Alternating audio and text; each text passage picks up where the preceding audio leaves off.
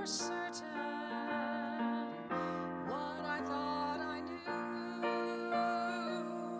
Far, far away, someone was weeping, but the world was sleeping. Any dream will do.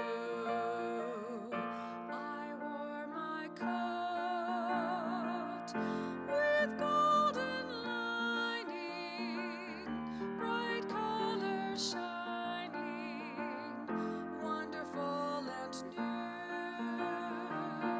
And in the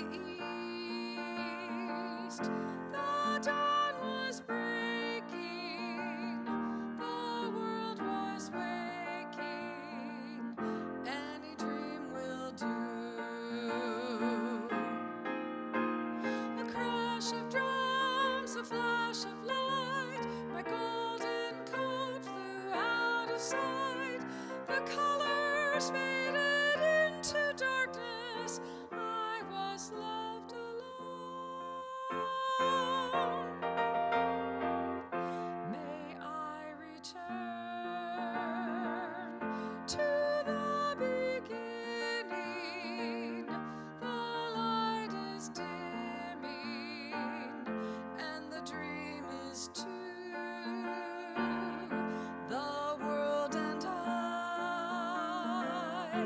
we are still waiting, still hesitating. Any dream will do. Any dream will do.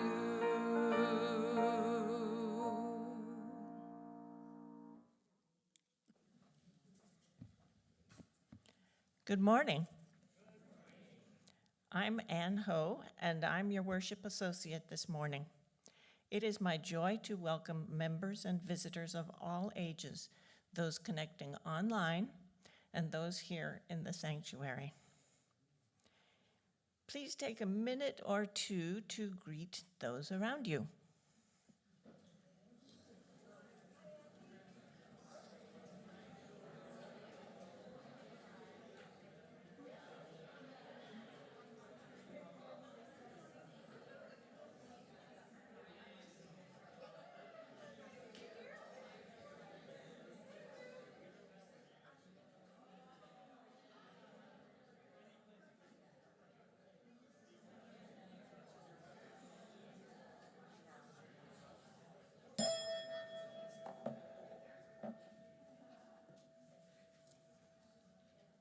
It is good to be together. We begin each of our services by acknowledging the devastating impact of colonialism in this country, understanding that all of us are located on the traditional, ancestral, unceded territory of indigenous communities. We respect the history and culture of these communities and all Native people as America's first peoples. We would like to extend a special welcome to our visitors this morning. We are delighted you chose to be with us today and invite you to stay after the service for some informal conversation. If you are here in person, you may gather in our social hall through those doors, or in our labyrinth just outside the foyer doors, where you came in. Those visiting online are welcome to stay after the service for conversation with other participants on Zoom. We invite visitors here in the sanctuary to fill out the green visitor form in the pews here. These can be placed in the offering basket later in the service. Visitors online are encouraged to fill out the visitor form on our website, UUSLO.org, at the bottom of the main page. If you have questions about the congregation or about Unitarian Universalism, our membership director, Larry Iquinta, will be available after the service at the newcomers table in the social hall, or you may contact him at membership.uuslo @gmail.com. We encourage everyone to greet someone you don't recognize after the service. Once again, a warm welcome to all. Today's chalice lighting is by Pat Uribe-Lichty. We come from many places, along different paths, bringing different truths. We come with different histories and different realities, and yet we come together as one people with faith that we can use our differences to heal ourselves and each other, to bring wholeness to a fractured world. We come seeking to find community, to find acceptance of who we are. In this place, we may find others who are much like us and others who are much different. May our lit chalice remind us that we are a people taught by different stories with many voices, but always one people, working for a world where love creates justice and justice gives birth to peace.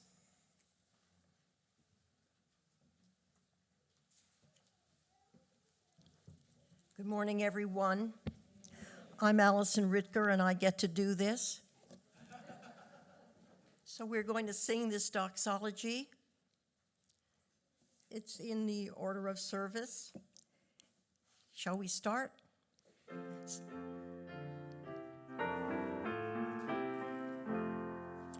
Stay open to uncertainty. Replace the pronoun I with we. And in the vast expanse of mind, A multitude of friends we find. darn.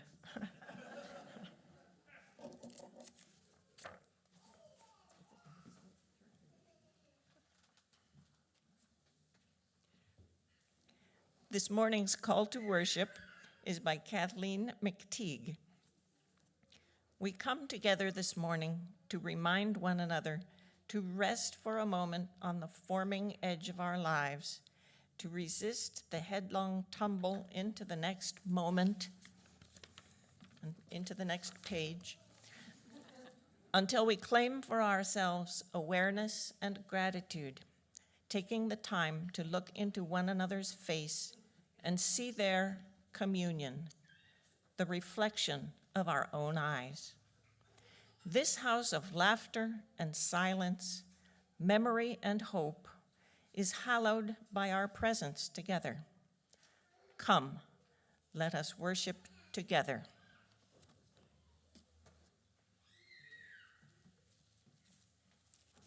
It says 10:18 we're going to sing, but it isn't 10:18, it's 10:23. So we're going to sing Building Bridges on 10:23, and I'm going to try to do this right. And if not, well, I didn't do it right. So be sure to have a hymnal just in case, and Andy and Linda will help you make this happen.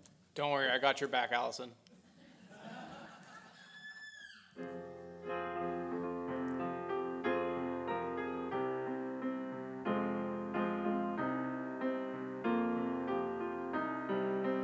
Building bridges between our divisions.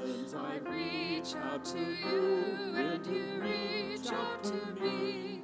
With all of our voices and all of our visions, friends, we could make such sweet harmony. Building bridges between our divisions. I reach out to you, will you reach out to me? With all of our visions and all of our visions, friends, we could make such sweet harmony. Building bridges between our divisions. I reach out to you, will you reach out to me? With all of our voices and all of our visions, With all of our voices such sweet harmony.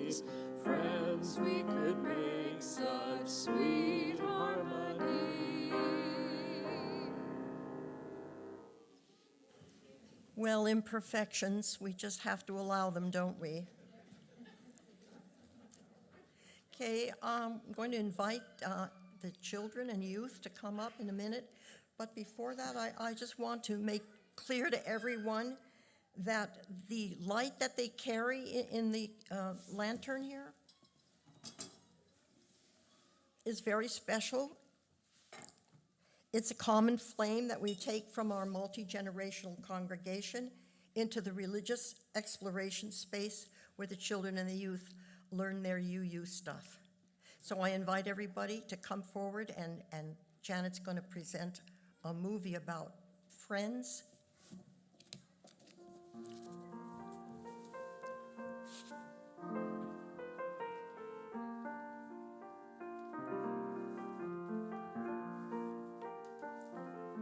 Were you in charge, Charlie? Where's Janet?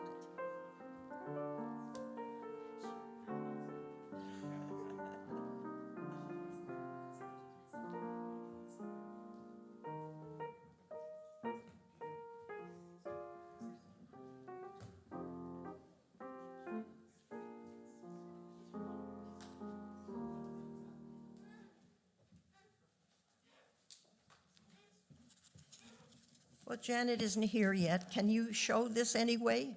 Okay, let's look.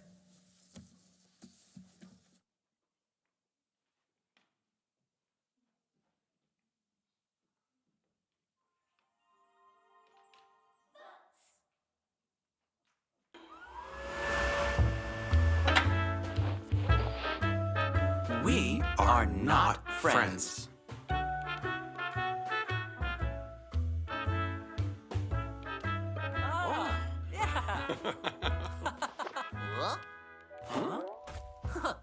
Can I play with you?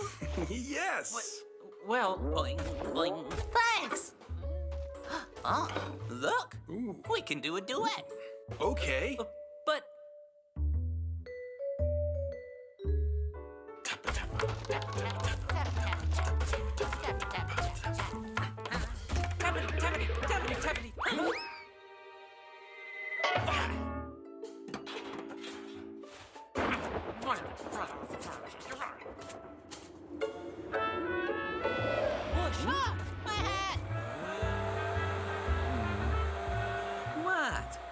It was getting hot. Let's play Dinosaur Hunters. Where's our friend? Who? Our friend. We are friends. We are not friends with... I'm back! Boing, boing. Great. Now we all can play Dinosaur Hunters.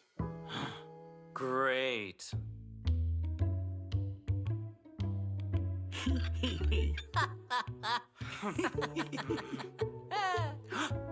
I know. We can build a car. A Jeep. Great minds think alike.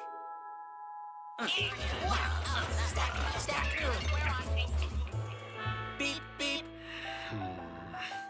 Squeak.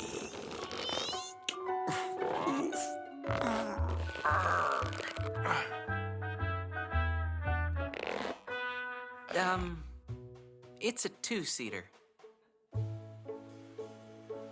Then where do I sit? You can be the dinosaur. Yeah, attack, T-Rex. Roar. Louder. Roar. Scarier.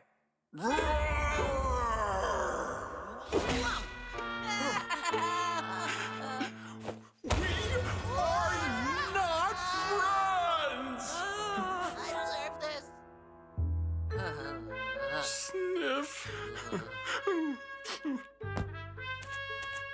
You are right. We are not friends. We are best friends. Huh? And this is our new friend? Yes. Yay! Do you want to play spies? Yeah!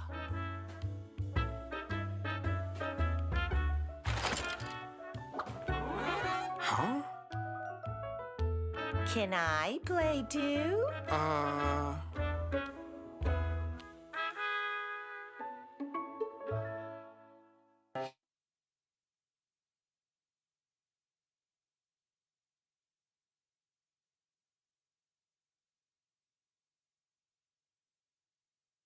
Do you think they're going to let the giraffe be a friend too? No.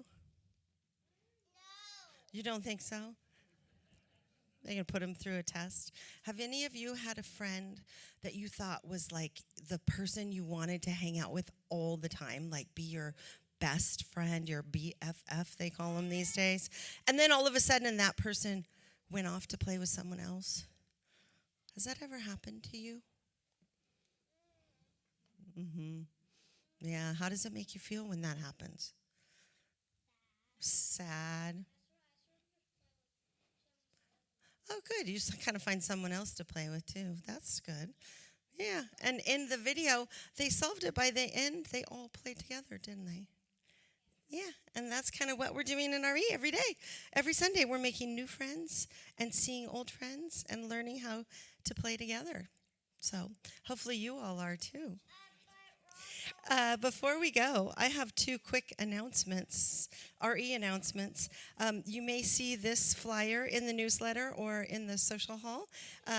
Part of RE is that we do outreach to the larger community, and we are putting on 3 different RE outings, which it says here they're for everyone, and I just want to make sure that you all know everyone means all of you, not just all of us, because we've done some in the past, and I kind of got the message, oh, that's for RE, but it's not. It's for everyone. We're doing a hike, a picnic, and a beach day, so make sure you check it out and come join us so we can get to know more of you. This one is up right now, and this is about the hike that will be this coming Saturday at 10:30 in Reservoir Canyon, and it's an easy 1-mile hike past a waterfall. It's beautiful. We'd love to have any and all of you join us. All right, I think we're off.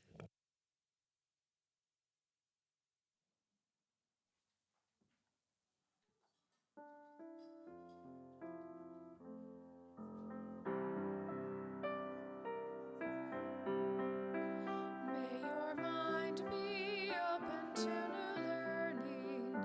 May your lips bring truth into the world. May your heart know love and your hands do the work of justice as you go your way in peace. As you go your way in peace.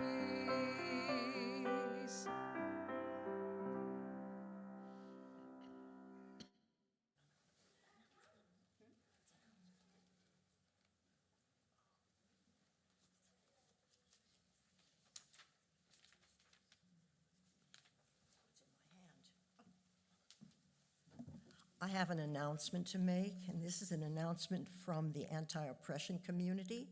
If you looked in the hall, a mission statement says, among other things, that we deepen connections by practicing justice. And if you want to know what kinds of justice we practice at UUSLO, after the service, look at the brand new Practicing Justice bulletin board right outside in the hallway. There are lots of ways there you'll find to join with others practicing justice to your heart's content. Please take a look.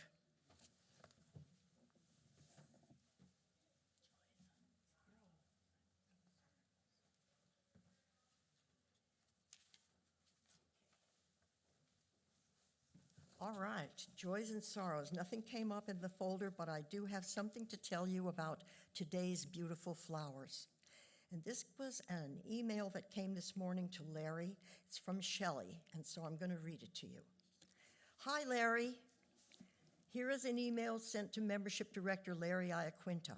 Joan and I have only attended a few times and have fallen in love with the readings, the values, and the UU group. At our first meeting, a lovely woman introduced herself to Joan, and during the conversation, Joan mentioned that Stephanie, a very close friend of hers, with whom she taught school for many years, had been in remission for breast cancer for 10 years, but that it had come back and was in her liver. Joan was so touched by the woman, and I'm sorry I don't recall her name, asking if she would like UU to keep Stephanie in their prayers and meditations. Joan was a church member for many years, but had not been to any services in a long time.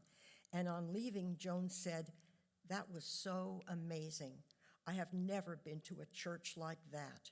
She was touched and comforted by the generous offer of support of all the UUs. Stephanie was only feeling ill for a few weeks when she passed away, and Joan is out of town this weekend for her funeral. Joan has an amazing garden, and those are where I picked the flowers for this coming Sunday. It would be lovely to acknowledge Stephanie. She was very young, in her 50s, with children and a husband of many years. She was a very actively engaged teacher in elementary school, helped many, many friends, including Joan when Joan's husband passed away. She was kind, loving, and very active in her community, and I have texted Joan to ask if there is anything she thinks the family would want people to know about her. They are a faith-based family, and Stephanie acknowledged that she was at peace with any outcome, that she believed in the deep value of her life and whatever lies beyond. We are taking the recommendations of last week's message about beauty to heart. I learned a wonderful statement when I worked in hospice: only beauty heals. And I very much believe that. And I am looking forward to making the arrangements from Joan's garden and seeing everyone this Sunday. Thank you so much, Shelley. So this is the time we're just going to take a few minutes. This is the time when we take a few minutes to close our eyes and just be peaceful for a second. Think about the people that you love, for all the thoughts in your heart, the things that move you, the beauty of last month of missing Rod because he's taking the day off. And we'll just take a few seconds of quiet.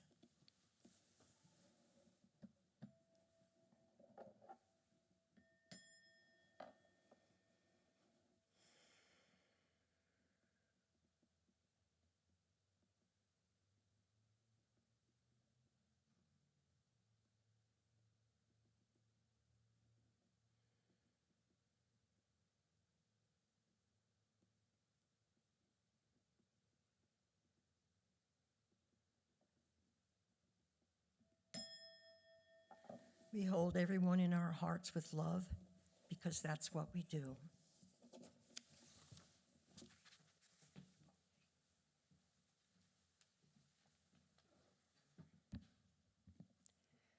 Our community outreach offering recipient for August is Literacy for Life. I'd like to invite Bernadette Bernardi, CEO of Literacy for Life, to tell us a little bit about the organization.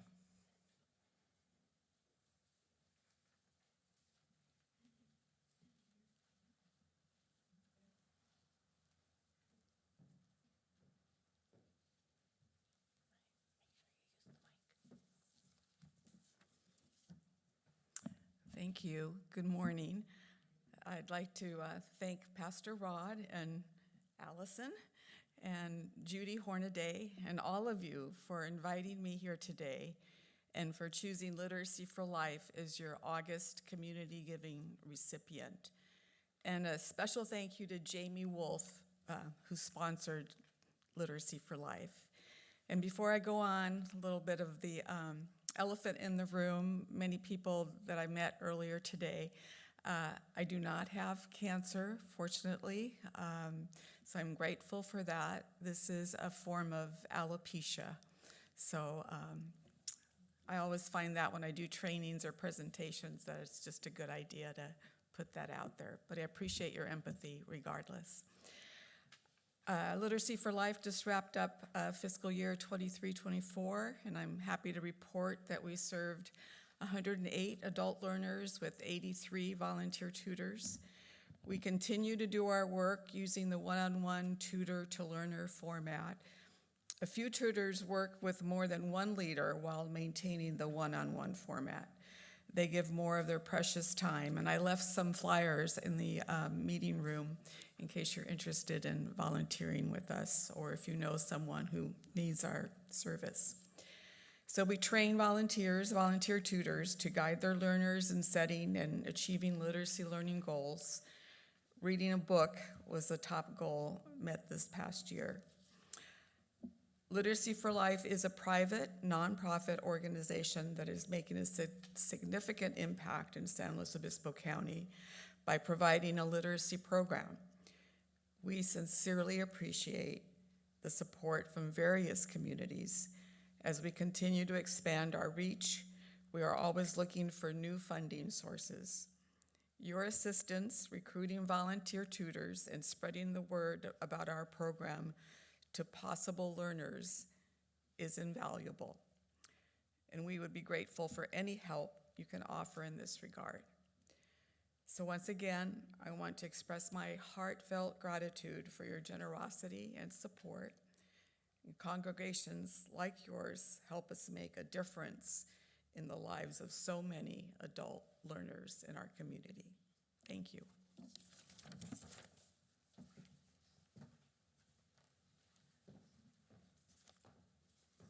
Thank you, Bernadette. Here is the giving page on our website, which shows the various funds to which you can target your donations. At the bottom of your order of service is a QR code, which will take you directly to the giving page. If you have any questions about your pledge payments and donations, please contact the office. Generosity is central to who we are and what we do together. And so we make time each week for an offering from our abundance to sustain this gathering and to strengthen the work of love that grows from our commitment to each other, to the wider community, and to the world. Please join with me in the words for the offering. We are this church. We are its hands, its heart, its voice. Together we share the wealth of this community and sustain it with our gifts. The offering will now be given and received.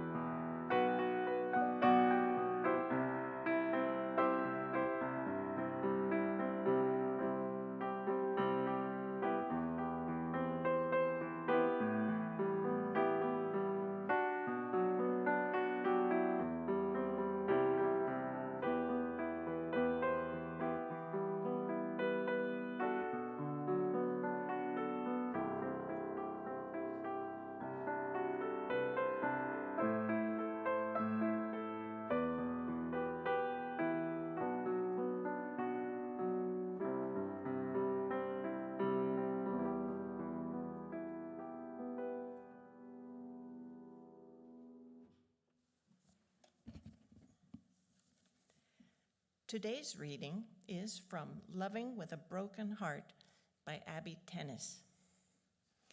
My friend, Reverend Deborah Hafner, shares with people that when she read fairy tales to her children as they grew up, she would skip the happily ever after part.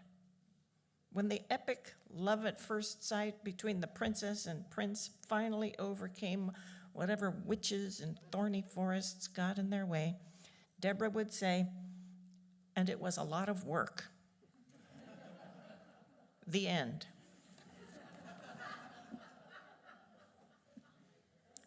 This always struck me as funny, but also left a little knot of sadness in my gut. Part of me wants to believe that a connection's powerful beginning will be enough to sustain happiness forever and win out over the "and it was a lot of work" part. It's not. Sooner or later, every powerful new commitment hits a roadblock. A fight with a lover, a limit of our body or our skill, simple exhaustion, casual boredom, complicated betrayal. Sooner or later, we wonder whether it's worth remaining devoted to that which used to light us on fire and now leaves us tepid, including our devotion to our religious community. Our hearts get broken in religious community when we act with selfishness rather than compassion. When we become more attached to our history than today's call for justice. When we lose sight of our integrity. When we are devastated and no one shows up for us. The richness that comes from commitment, though, isn't just about one choice. We must choose each other again and again, through conflict and through plenty. The hardest moments of life are the moments when we must choose each other, even when our hearts are most broken. I do not mean we should never end relationships or commitments. In times of abuse, or in times when our deepest truth calls us in a new direction, ending connections is what is needed. But it's only when we choose each other again and again, not those who cause us harm, but those who bring healing to the world, that we can cut through the shallowness of our culture that starves our souls. Choosing each other and choosing once more is the only way we can become fully known and fully loved. Here ends the reading.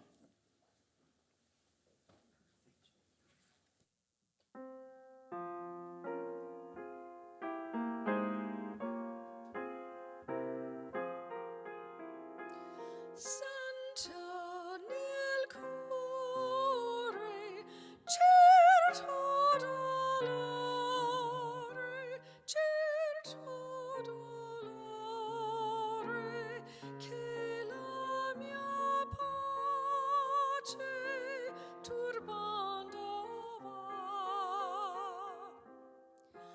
Nel cuore,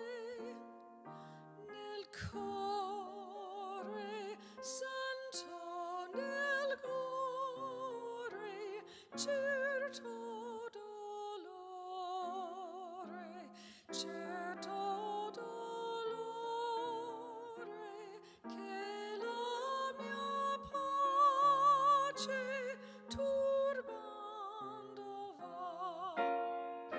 Che la mia pace turbando va.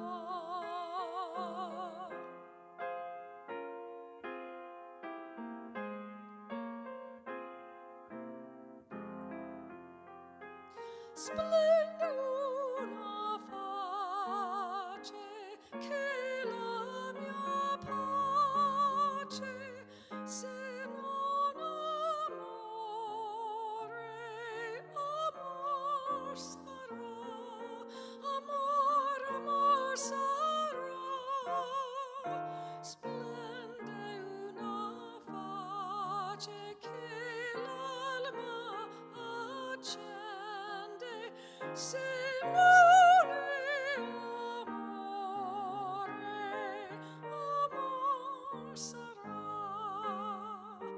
se non hai amore, amor sarà.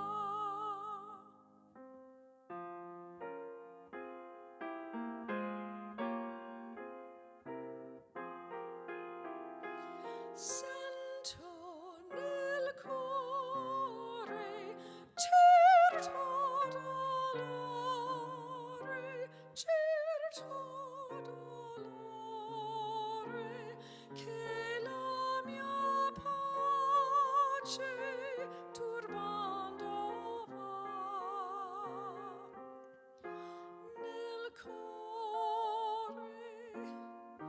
Nel cuore, santo nel cuore, certo dolore, certo dolore, che la mia pace turbando va. Che la mia pace turbando va.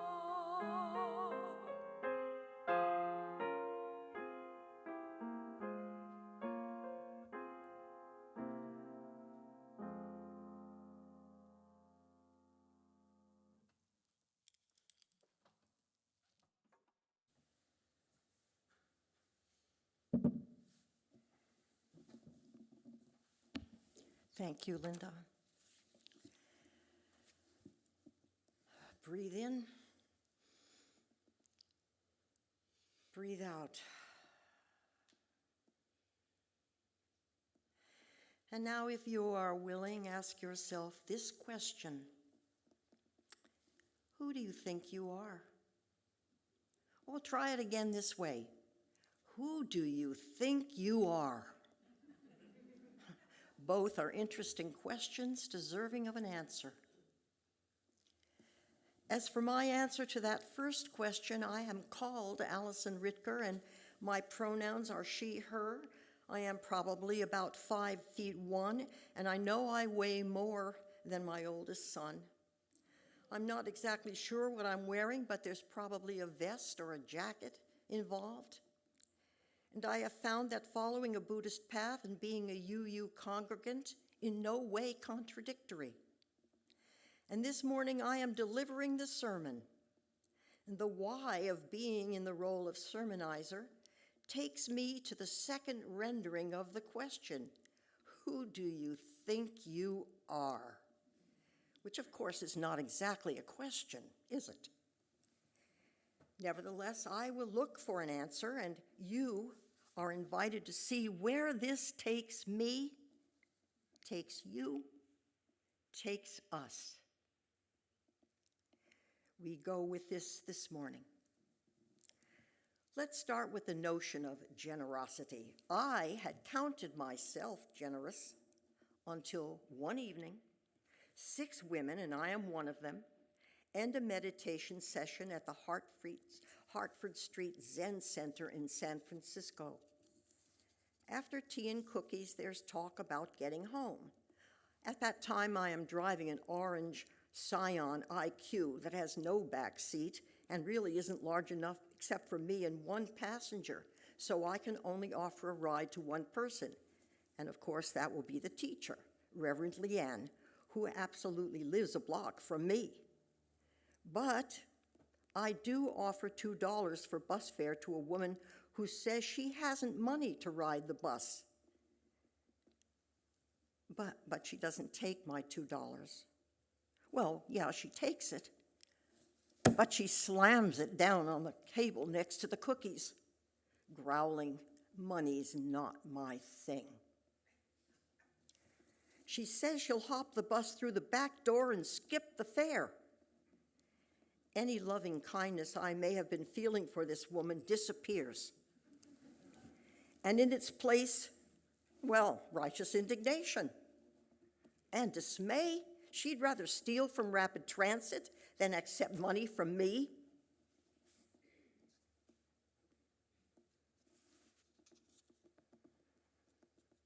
She would rather steal money I have offered her freely. Well, I'm familiar enough with Buddhist precepts to know that taking what is not freely given is not okay, and sounds like that would include riding the bus without paying the fare. Well, I'm confused that she won't take my money, because tonight's Dharma talk has been about giving and receiving, about generosity. I gave. She should have received, right?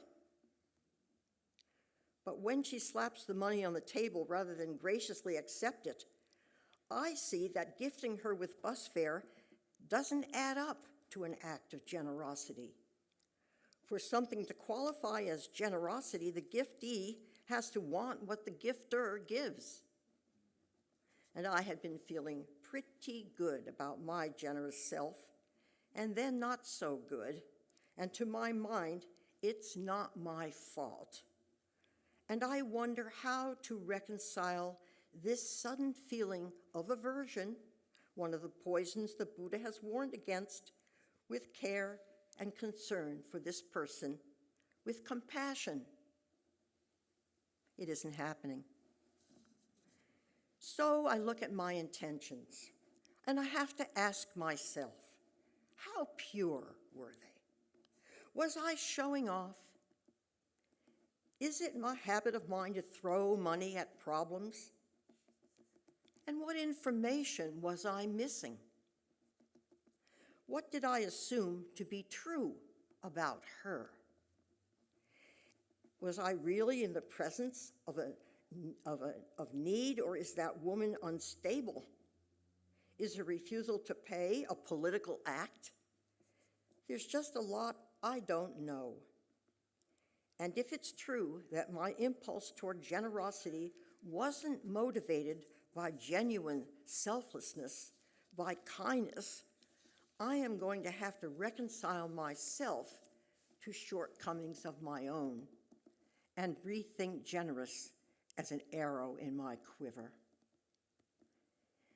It's clear to me that I am not far along the Buddhist path to make peace with this woman's refusal to accept what was freely offered. But I still had one more act of generosity up my sleeve. I could give her the precious gift of my silence. Yes, that's right. Rather than voice my disapproval at her refusal to pay her own way, I could just keep my mouth shut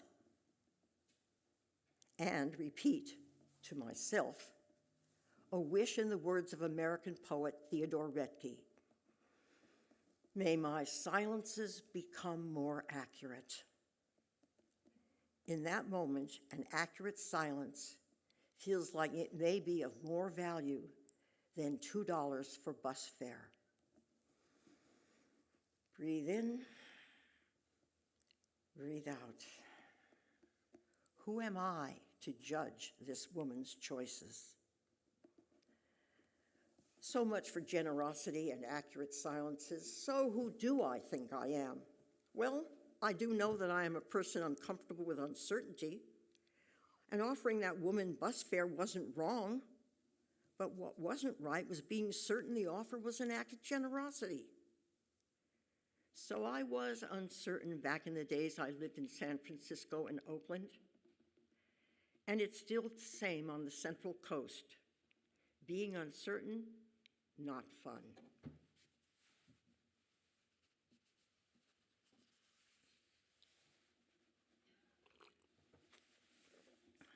For Buddhists, uncertainty generally gets good press, especially when it morphs into curiosity.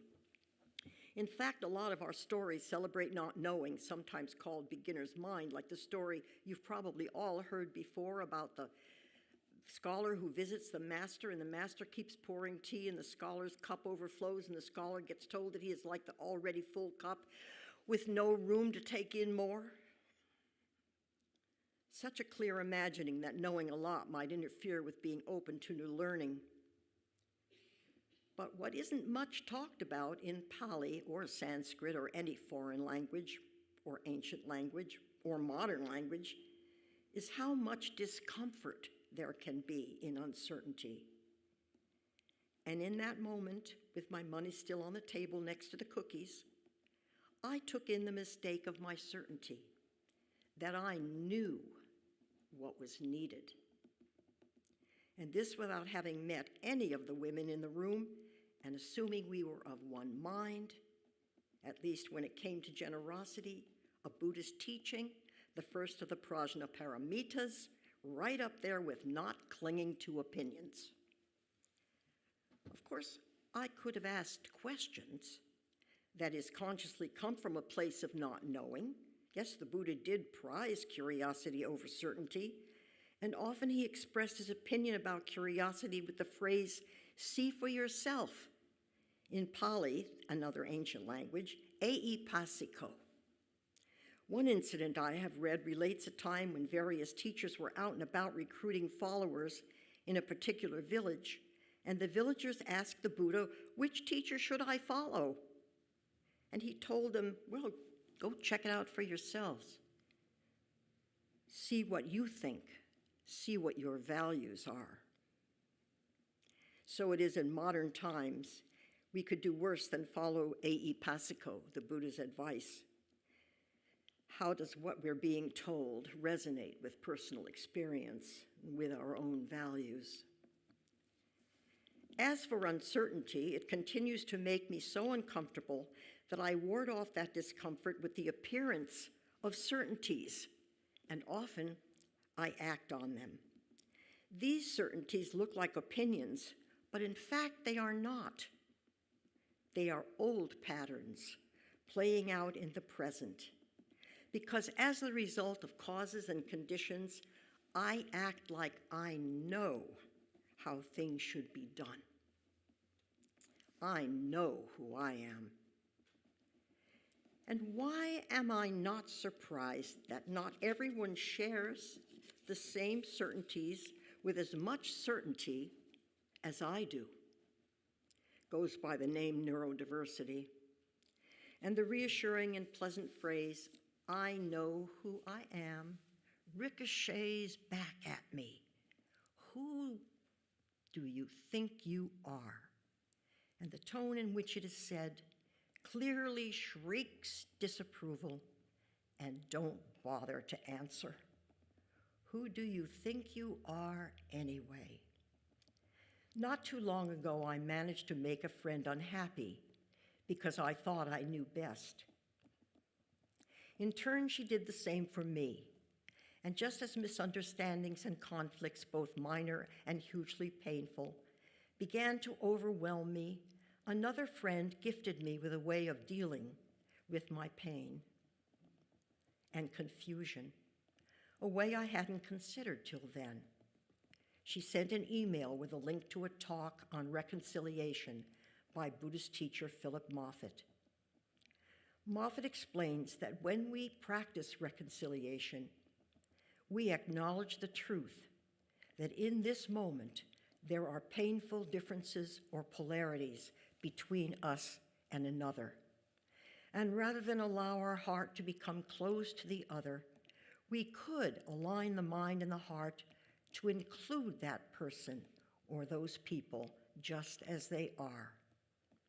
Moffitt went on to say it's not contingent on differences disappearing, and it certainly does not imply that you will become best friends with everyone.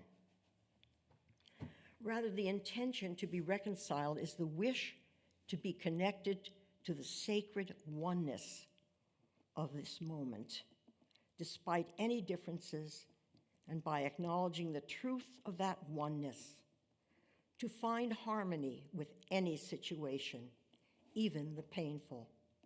And this does not mean that you have to approve or passively accept unwholesome actions, nor do you have to forsake passionately advocating for what you believe to be right.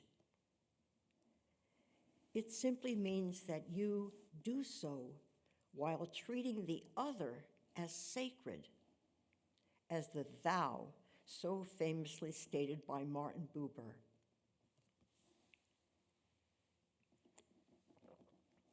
It is the understanding reflected by the Dalai Lama when he refers to the Chinese as my friends, the enemy. When I read Philip Moffat's words about reconciliation, I started to cry. And there I was walking my dog crying. For once again, I am at odds with another person. I am in a situation I have misread. I have created a misunderstanding, and I have been misunderstood. And the bad I feel is worse than that other bad about the unaccepted money, because this person, the one with whom I am suddenly at odds, is a friend, not a person I have just met about whom I know nothing. But the feeling of being wronged and misunderstood has shut me off from compassion. And it's beyond making light of. So, without a sense of humor to mitigate the pain, I miss my kind heart. As I recognize the truth of reconciliation, I begin to envision myself and my friend, the enemy, as parts of Indra's net. And I'm going to describe that net to you because it is a beautiful vision of our interconnection. And perhaps as you listen, you might choose to close your eyes and breathe in and breathe out. Far away in the heavenly abode of the great mythical king Indra, there is a wonderful net which has been hung in such a manner that it stretches out infinitely in all directions. In accordance with the extravagant tastes of mythical beings, the creator of the net has hung a single glittering jewel in each eye of the net. And since the net itself is infinite in dimension, the jewels are infinite in number. There hang the jewels, glittering like stars, a wonderful sight to behold. And if we now arbitrarily select one of these jewels and look closely at it, we will discover that in its polished surface, there are reflected all the other jewels in the net. And those other jewels are also reflecting all the other jewels, so that there is an infinite reflecting process occurring. To include all people and all conditions in our experience is the truth of interdependence and non-separateness, or as teacher Thich Nhat Hanh says, that we inter-are. Now open your eyes if they were closed and consider this wisdom from Buddhist writer George Saunders. It's his take on misunderstandings that rise to the level of conflict, and I share it because it speaks to the conflict I managed to provoke. He says, I think, therefore I am wrong. After which I speak, and my wrongness falls on someone also thinking wrongly. And then there are two of us thinking wrongly. And being human, we can't bear to think without taking action, which, having been taken, makes things worse. Well, you may wonder what finally happened between me and my frenemy. In time and with the intervention of our friends, the two of us who had inflicted pain on each other because we thought and therefore were wrong were reconciled. With help from these friends, we realigned our minds and hearts to include each other just as we are, which doesn't mean that every meeting is comfortable and that now we share the same perspectives.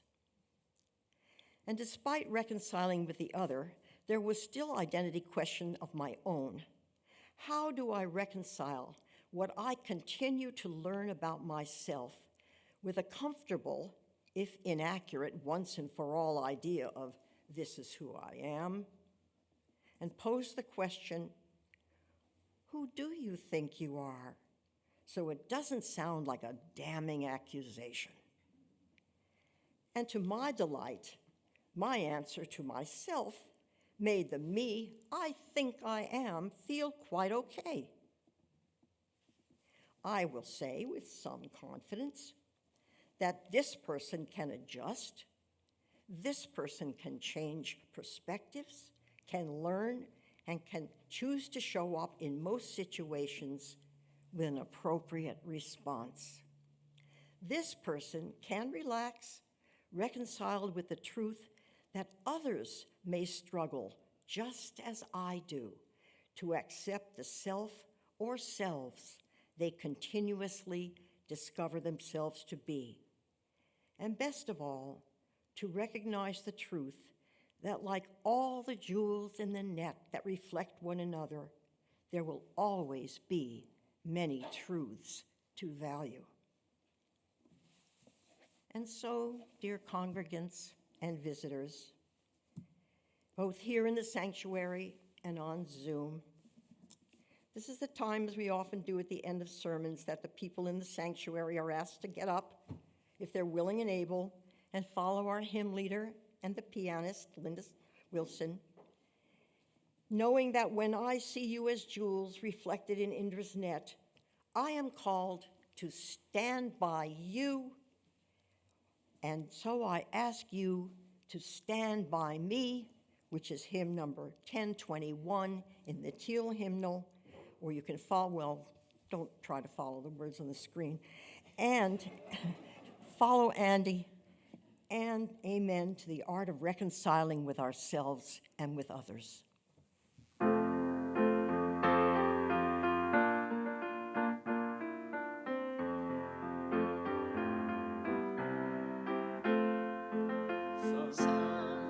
Sometimes in our lives, we all have pain, we all have sorrow, but if we are wise, we know that there's always tomorrow. Lean on me when you're not strong, and I'll be your friend. I'll help you carry on, for it won't be long till I'm gonna need somebody to lean on. Please swallow your pride if there are things you need to borrow, for no one can fill those all your needs that you won't let show. Lean on me when you're not strong, and I'll be your friend. I'll help you carry on, for it won't be long till I'm gonna need somebody to lean on. If there is a load you have to bear that you can't carry, I'm right up the road. I'll share your load if you just call me. Lean on me when you're not strong, and I'll be your friend. I'll help you carry on, for it won't be long till I'm gonna need somebody to lean on. Just call on your brother when you need a hand. We all need somebody to lean on. I just might have a problem that you'd understand. We all need somebody to lean on.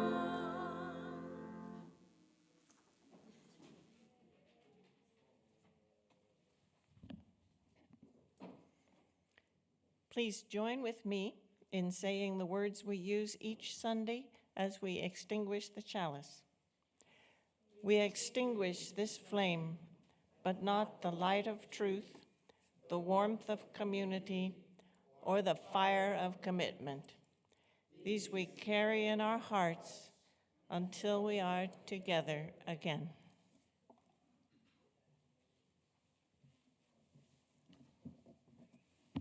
There's a lot to reconcile ourselves with these days, lots of ideas and feelings that are painful. And I wish that this moment, this time together, helps you to feel strong to make the decisions that you need to make. So go with love and go knowing that we are with each other.